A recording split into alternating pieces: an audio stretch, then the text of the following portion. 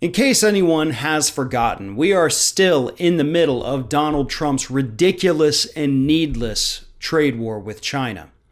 And as the president announced to a crowd in Arizona earlier this week, he's not talking to China anymore. In fact, there is no progress being made right now at all on the trade war because Trump says he doesn't feel like it. Here's the exact quote from the President of the United States. I canceled talks with China. I don't want to talk to China right now. I canceled talks with China. I don't want to talk to China right now. We're dealing with a middle schooler who thinks that China was his girlfriend, but she sat next to a different guy at lunch, so he broke up with her, and he's not even talking to her right now. I don't even want to. I can't even handle this. I can't believe she would sit next to that other guy instead of me. Oh my God, I hate her so much. Holy hell, folks. I don't think enough people appreciate the fact that for 3 years we have been involved in this trade war that was started because the president is a complete idiot and he doesn't know what the hell he's doing. He doesn't know what the hell he's talking about. And now, in the middle of an economic recession, he's sitting here saying, I don't want to talk to him. I'm not doing it. I'm not going to talk to him anymore. I canceled it. I don't care.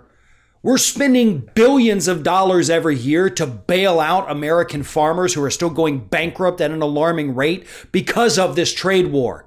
China has not, even as part of their phase one, started rebuying American goods.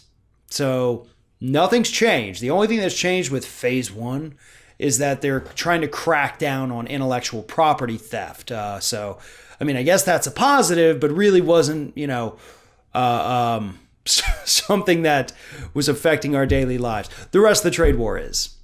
And Trump just said, screw it, I'm done. I don't care. I'm mad at China. If anybody has a right to be mad, it actually is China right now. And I'm not saying I'm taking their side on this thing, but with the racist attacks that the president has lobbed against them, trying to call it the China virus and blaming them for everything, accusing them of things that, he has no evidence to back up. Yeah, I'd say they have a right to be the ones to say, I canceled the talks. But instead, it's Trump.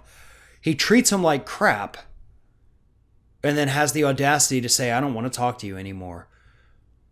Fair enough. But here's the thing. This is not a country that can be bullied into doing what you want them to do. This isn't a business deal where you're trying to gobble up a much smaller competitor. And so you can push them around, you can bully them around, and you can try to give them the short end of the stick. China's a very strong superpower, just like us. We're essentially on an even playing field here. And you have to treat them as such. We may not have to agree with everything that China does, and I don't think anybody in the United States does. I would hope they don't. But at the same time, we can't go at them with this kind of attitude that you're going to give us everything we want. We're going to walk away the big winners of this, and you're going to walk away with your tail between your legs, and I might give you a couple crumbs. It may have worked when you were in the business world. It doesn't work with a global superpower. China's not going to be bullied into a deal. They're not going to be browbeaten into submission. They have shown that they don't care what happens to their own people. So if it means screwing them over to prolong this trade war, China's cool with doing that too. The leadership there. It's unfortunate for the people in that country.